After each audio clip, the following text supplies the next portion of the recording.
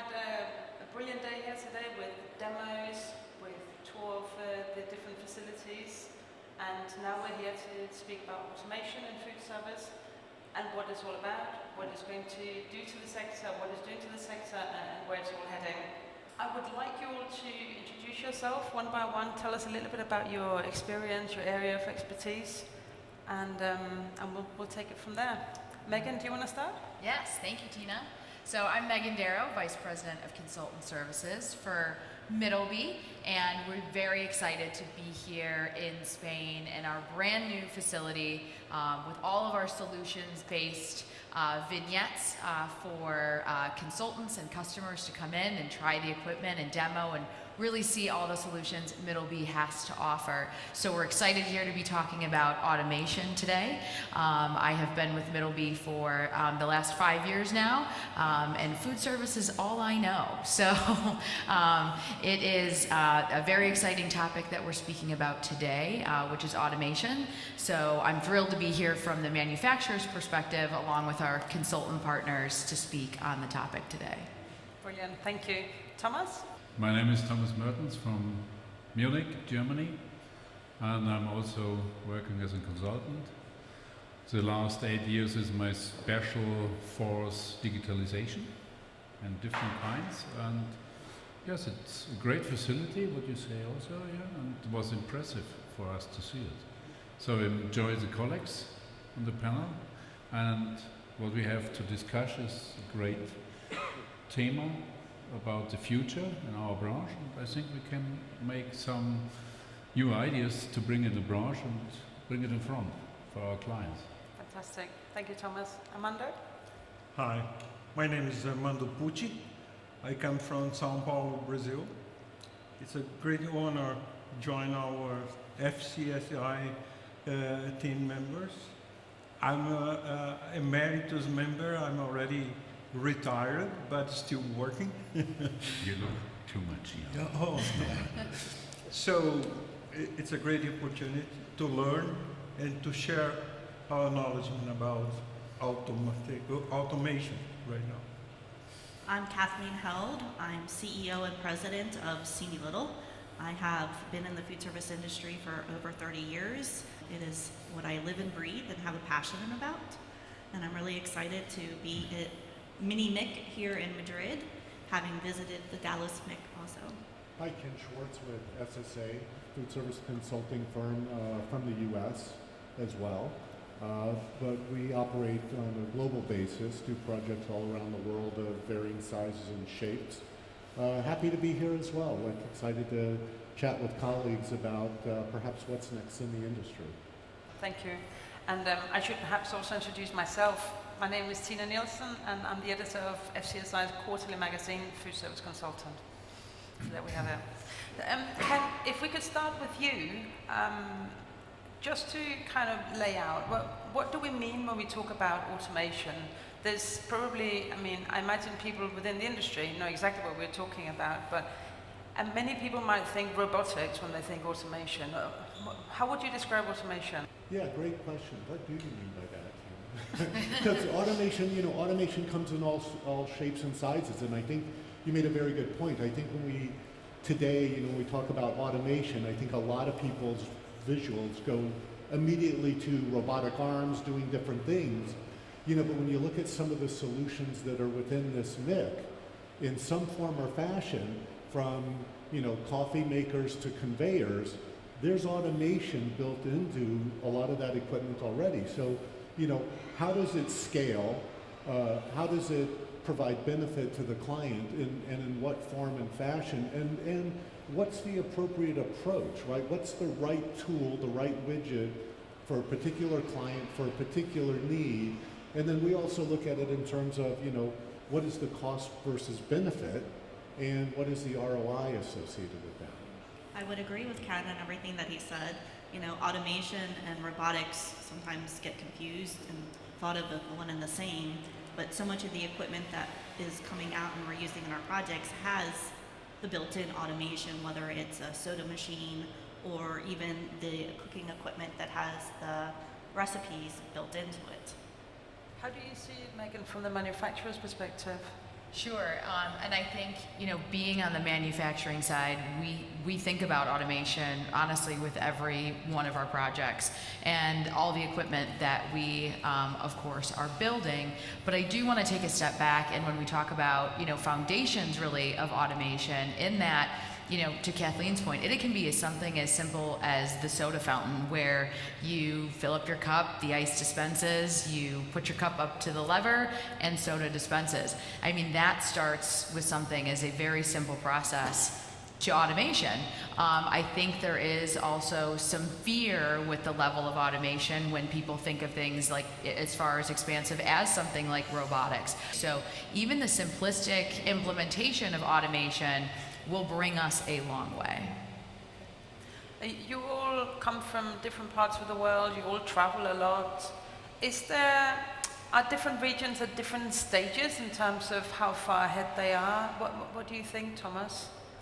We have different ways, but one step back maybe to the automation and robotics.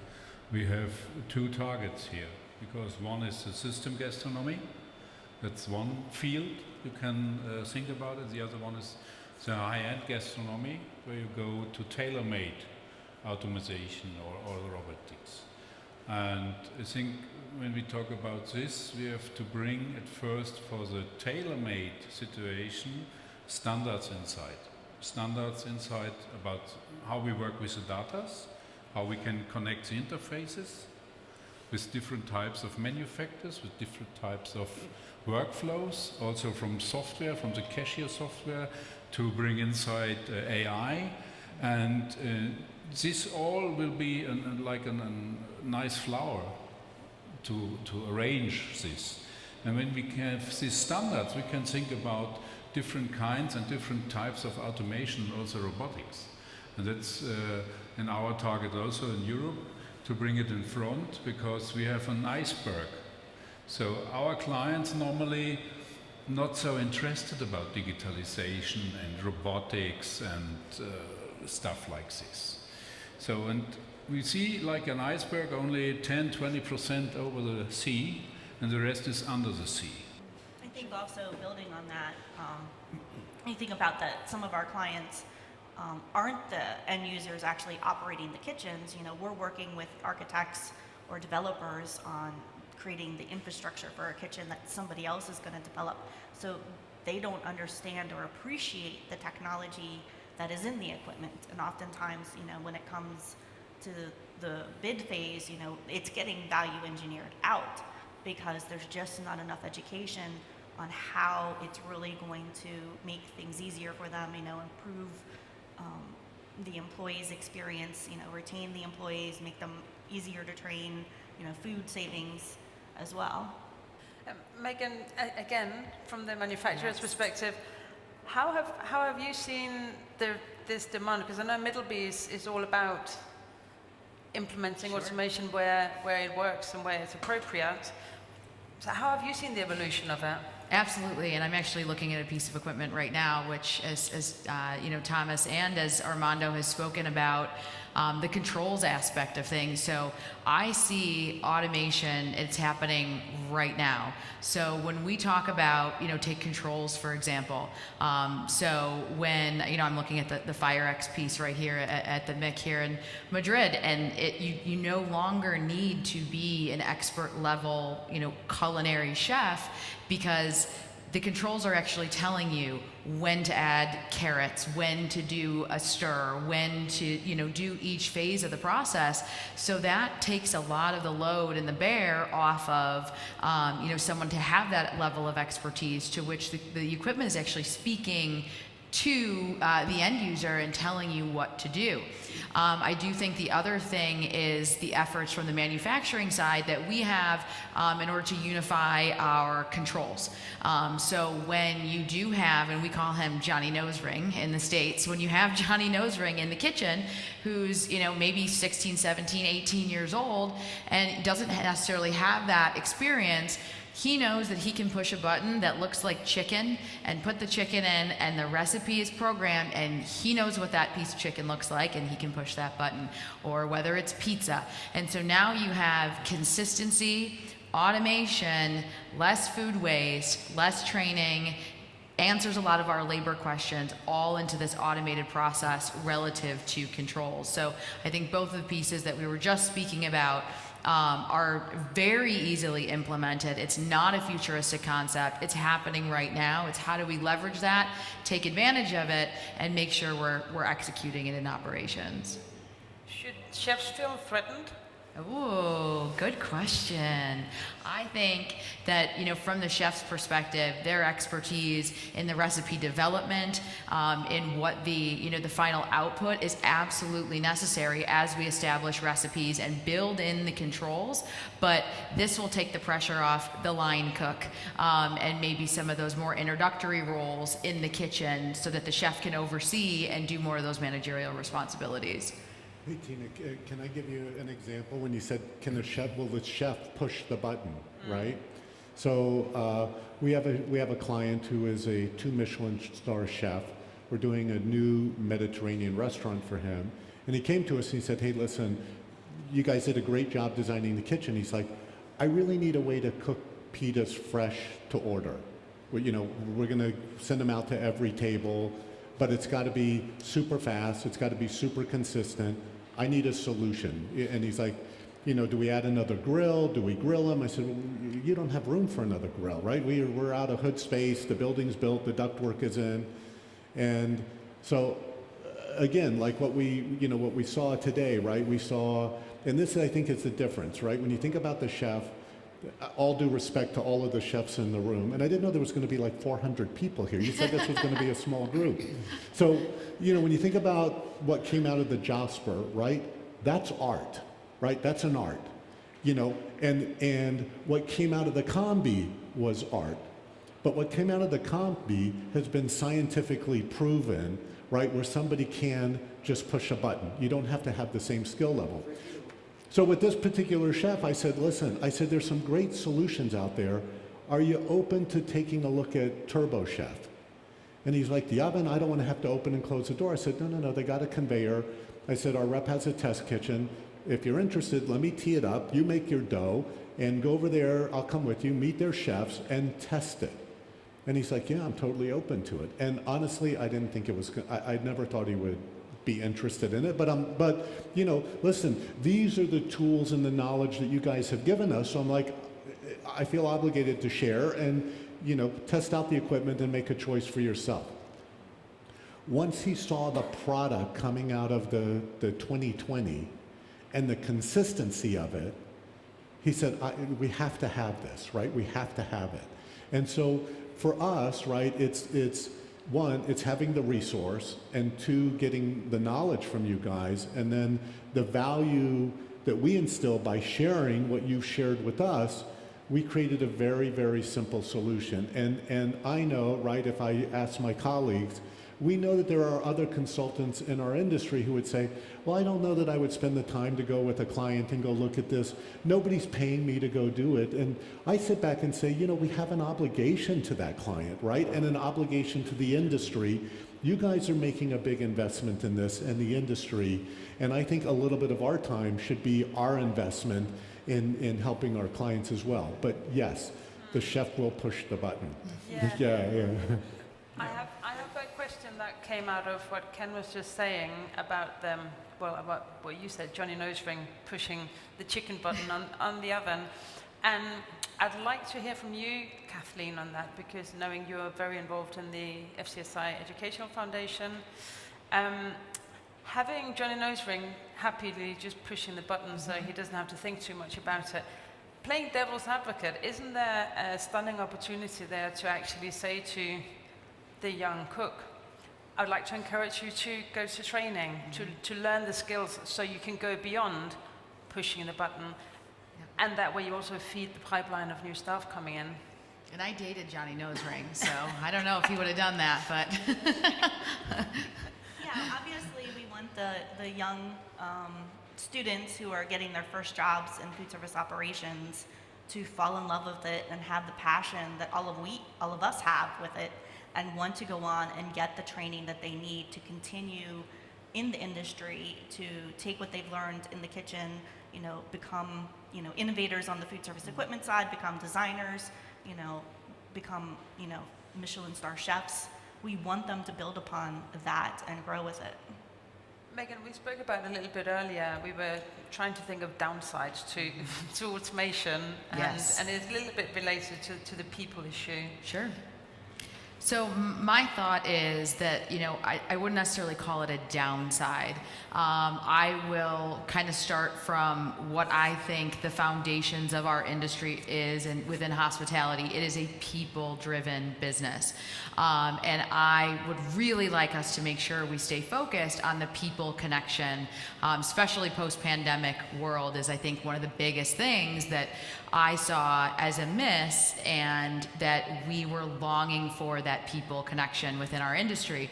So I think that there is the appropriate time, place, application, market segment, quick serve, C-store, fast casual applications. There are so many opportunities, especially, from front of house to back of house.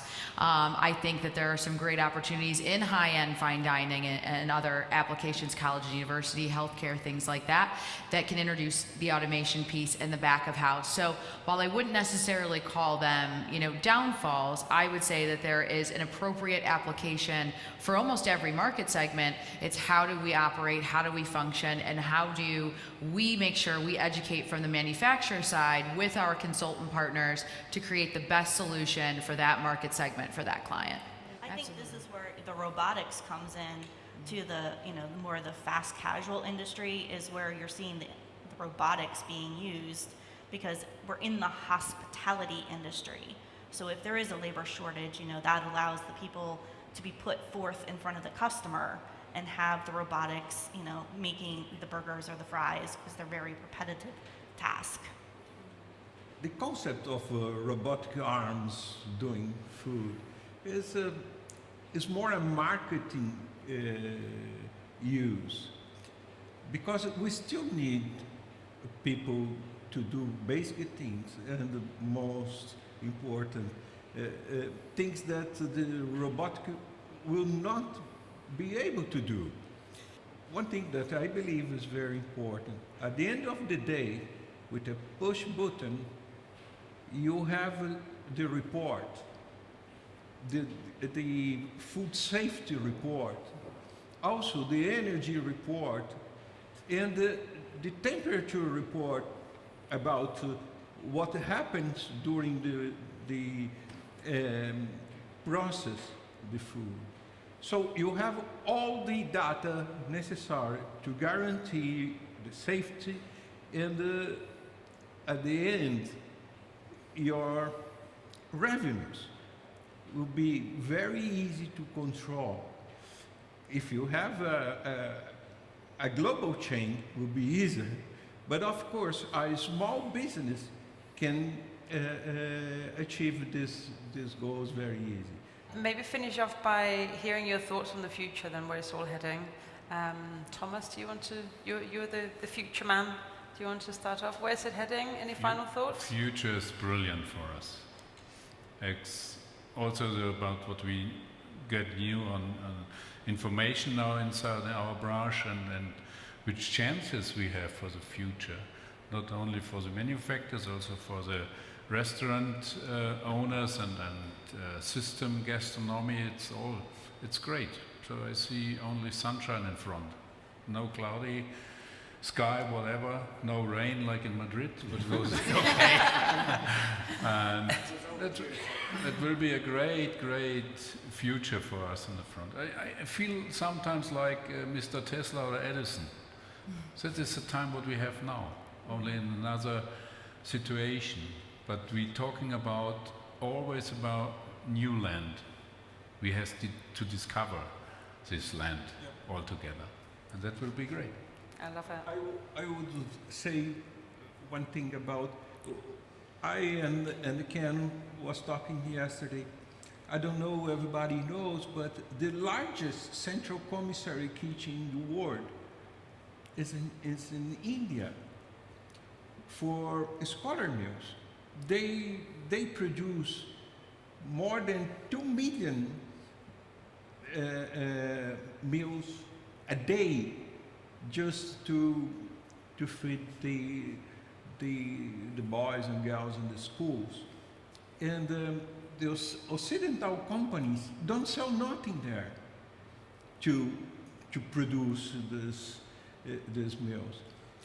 Also, in China, these two countries plus Indonesia and South America, Brazil, it's a huge population, hungry, and they want proteins, they want grilled food, and it's their habits. And we are not selling enough, and people are hungry for new concepts, new ideas. So the future is bright. I agree with you. We have a huge opportunity, and let's address this. Right, so who wants to bring the next ray of sunshine here? Is it bright, Kathleen? Oh, definitely bright. I think we've just seen the tip of the iceberg in robotics and innovation in food service. I think that the future is going to bring a lot of really interesting and innovative things, and I can't wait. Ken?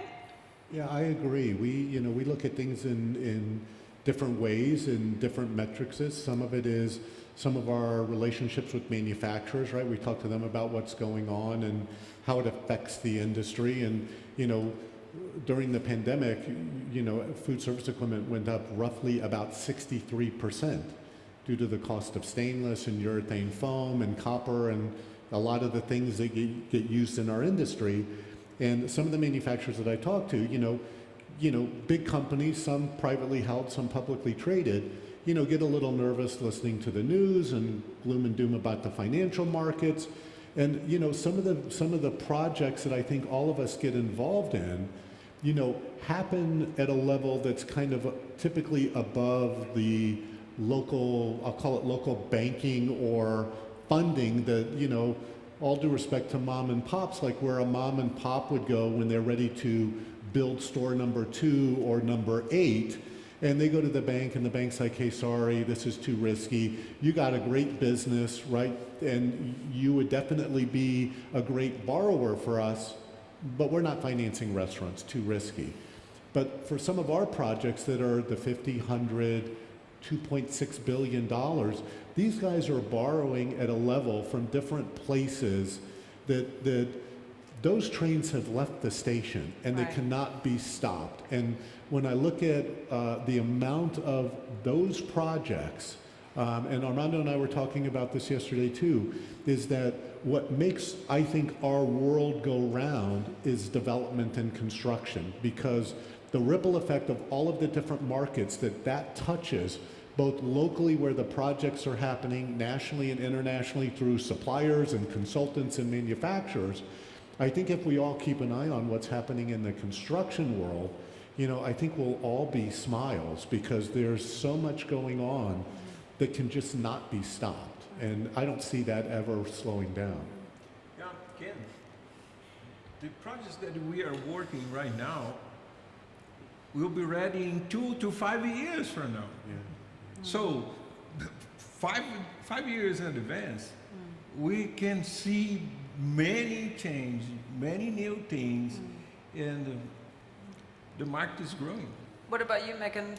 What do you see from manufacturing? Is the future bright and positive? Very, and I will say that I do think that, it's important to think, that automation has been happening, is happening, and certainly is the future. If you look at some of the examples that we did share today, relative to, starting out, on a more simplistic level, like a conveyor oven, or, stepping it up to the Internet of Things with IoT and being able to implement those kind of automated messaging to operators to let the operator know that there's no ice in the bin before it's all gone, really all the way up to those more advanced technological pieces in the robotics world. And I do think, our responsibility as manufacturers is to listen, to understand, from the consultant and the operator perspective, what the need is, and to the point that you shared, Armando, about, projects coming to fruition 2, 3, 4, 5 years out. We must be thinking about that now in order to continue to move forward with headwinds relative to labor and cost savings initiatives. So I think that automation is here. It is here to stay, and we only have, really to look forward to what's to come. And I would say that, it's our job as kitchen or food service consultants, not kitchen designers, to listen to our clients and have the conversations with the manufacturers to share what they want going into those projects 5, 6, 7, 8 years out. Sure. Right. On that note, Can I add one thing? yep. I think all of us would be remiss, right, if we didn't thank Middleby, right, for having like the foresight to, and Megan and our friends here now in Spain, for not only hosting this, building this, and hosting it, but really having the foresight to say, let's get some people together from the industry, and some of us compete and some of us work together and we're still friends at the end of the day, but to get together and freely exchange ideas and thoughts to really help the industry be better. So thank you. Yeah. Thank you. Well, on that wonderful note, thank you so much. Thanks, Ken, Kathleen, Armando, Thomas, and Megan for hosting us here at the MEC in Madrid. And it's great to hear you talking about automation. Very interesting. Thank you so much. Thank you for the opportunity. Thanks. Thank you.